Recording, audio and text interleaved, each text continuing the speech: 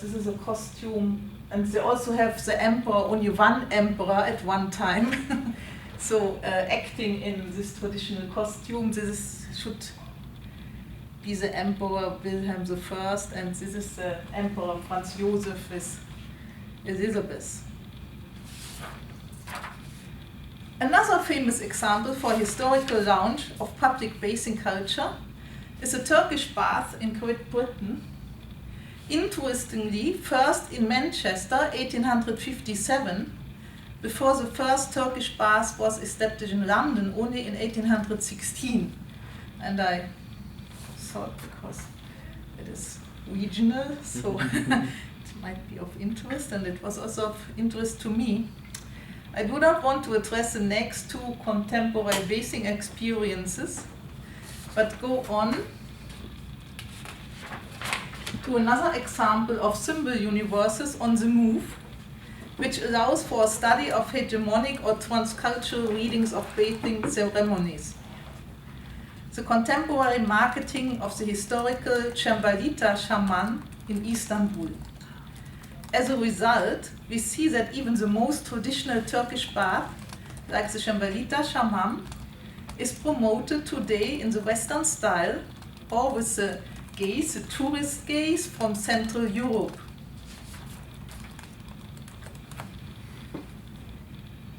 In contrast, we see here a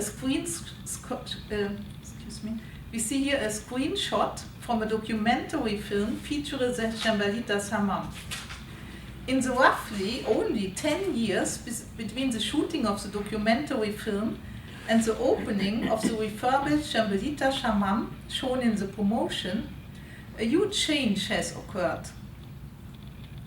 While we earlier did witness a world or scenes different from public steam baths in Central Europe, the nowadays international standards of the spa businesses have been successfully applied. However, not everything has been changed or is different now. In fact, there are still some common traits and similarities.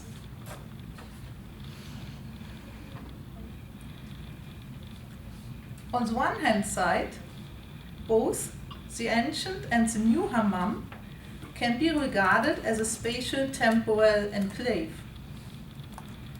It is a commercial offer and access is charged. The service is professional, though the current services will hardly be based on a long-term relationship between the telak, as a professional is called, and the clients, as it used to be before.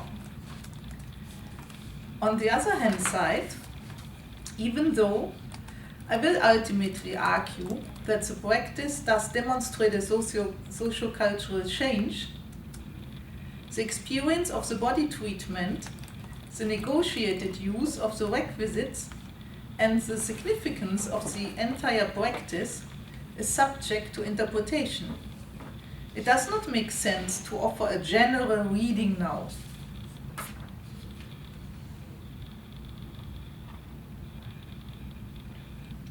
However, evidences that count for the difference are features as those printed in italics on this slide.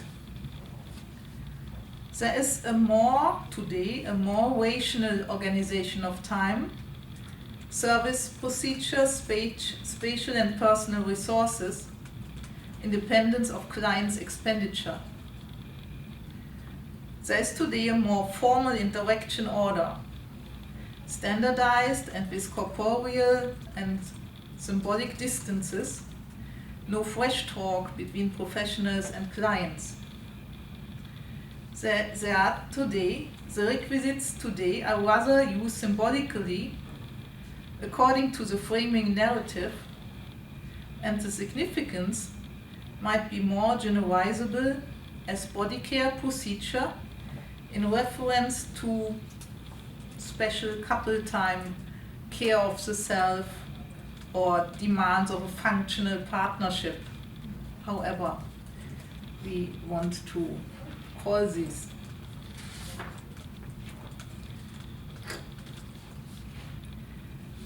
In my second part, I would like to tackle the question of novelty more theoretically. Actually, as I said, novelty is not so obvious as it appears on the surface, meaning beyond the strong aestheticization. This is the most difficult word in my presentation, and I knew that I can't pronounce it. Let me just start again. Actually, as I said, novelty is not so obvious as it appears on the surface, meaning beyond the strong aestheticization of the scene.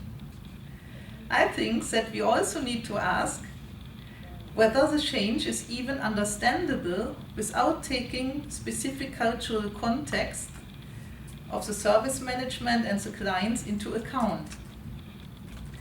Finally, we would also need to consider whether the change can be easily grasped in terms of clarity and directness, or whether it is particularly complex. Despite these methodological questions complicating the effort to theorize a contemporary bathing experience, I think that one strong theoretical argument leads to George Ritzer's thesis of the ongoing process of McDonaldization.